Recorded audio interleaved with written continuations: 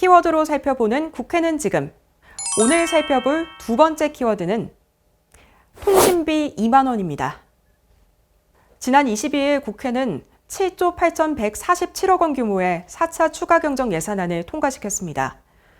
정부가 추경안을 제출한 지 11일 만에 국회 문턱을 넘은 걸로 한 해에 4번의 추경을 편성한 건 무려 59년 만의 일입니다. 논란이 됐던 통신비 2만 원 지급과 전국민 독감 백신 무료 접종을 두고 팽팽히 맞선 여야는 22일 오후 김태년 더불어민주당 원내대표와 주호영 국민의힘 원내대표가 선별적으로 지원하는 것으로 합의하면서 이날 밤 10시에 국회 본회의를 통과했습니다. 이번 처리를 통해 추석 전 2차 재난지원금 지급이 가능해졌습니다. 정부는 추석 전 재난지원금 지급에 초점을 맞춰 국회와 긴밀히 상의하며 이번 추경안을 준비했는데요. 지난 14일에는 정세균 국무총리가 다시 한번 추석 전 추경 통과를 촉구하기도 했습니다. 막중한 책임감을 갖고 이 자리에 섰습니다. 잘 아시는 것처럼 지금은 1997년 외환위기 이후 최대 위기입니다. 직장인은 일터를 잃고, 자영업자는 고객을 잃고, 학생들은 친구를 잃고, 우리 모두는 행복한 일상을 잃어가고 있습니다. 모두가 아픈 2020년입니다. 정부는 지난 9월 11일 2020년도 제4회 추가 경정 예산안을 국회에 제출했습니다. 한 해 4차례 추가 경정 예산안을 편성하는 것은 1961년 이후 무려 59년 만입니다. 이렇게 전례를 찾기 어려운 중대한 결정을 하기까지는 많은 논의와 고민이 있었습니다. 명절에 내려오지 말라며 손사래를 치시면서도 자식들 사진을 들여다보며 쓸쓸함을 달래시는 우리 부모님들, 그 곁에 국가가 있습니다.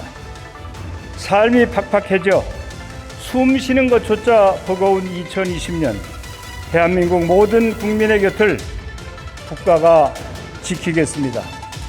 대한민국 국무총리로서 단 한 분도 지쳐 쓰러지지 않도록 마지막까지 손을 꼭 잡아드리겠습니다. 국민 여러분, 힘내십시오. 감사합니다.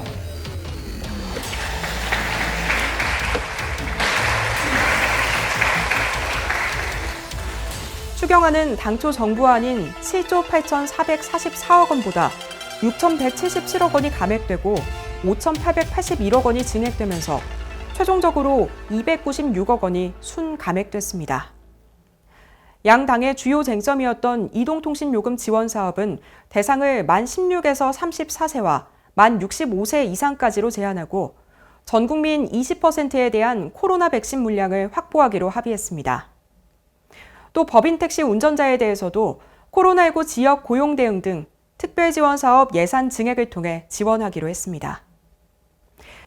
이 외에도 돌봄 지원비를 초등학생 이하에서 중학생까지 늘려 한 명당 15만 원씩을 지급하고 정부 방역에 협조한 유흥주점과 콜라텍에도 소상공인 새희망자금 200만 원을 지급합니다.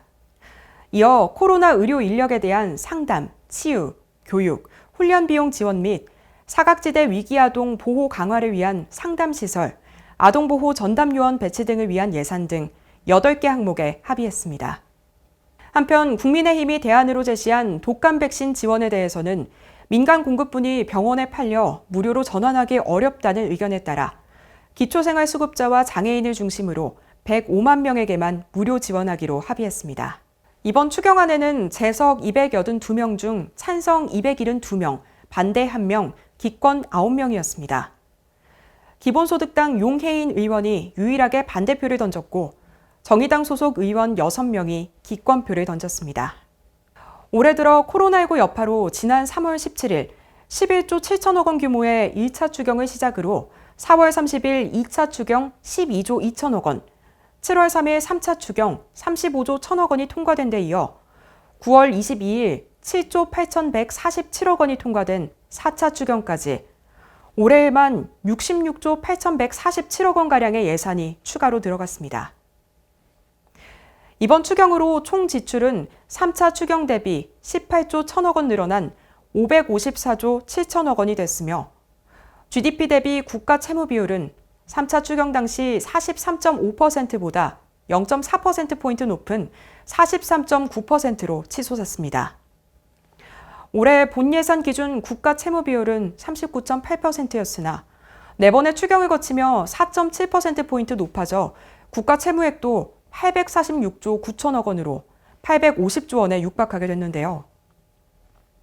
이번 추경을 놓고 무소속 홍준표 의원과 이재명 경기지사가 설전을 벌였습니다.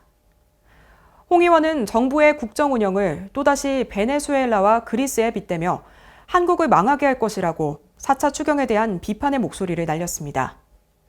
이에 이 지사가 자신의 소셜네트워크를 통해 국내 총 생산 규모를 외면한 채 국가 부채 1,000조 원 시대니 빚내 국민 지원하느니 하며 비난할 이유가 없다며 홍 의원님과 보수 언론은 국가 부채와 가계 부채, 이전 소득에 대한 기본적 이해가 부족하거나 아니면 위기 극복을 방해하며 정부 발목 잡기 하는 것이라는 국민의 지적을 겸허히 경청해주길 당부한다고 홍 의원의 비판을 반박했습니다. 2020년도 이제 3개월밖에 남지 않았습니다. 이 위기가 5차 추경에까지 가지 않기를 바라며 정부가 예산을 사용함에 있어 신중하고 올바르게 집행하기를 바라겠습니다.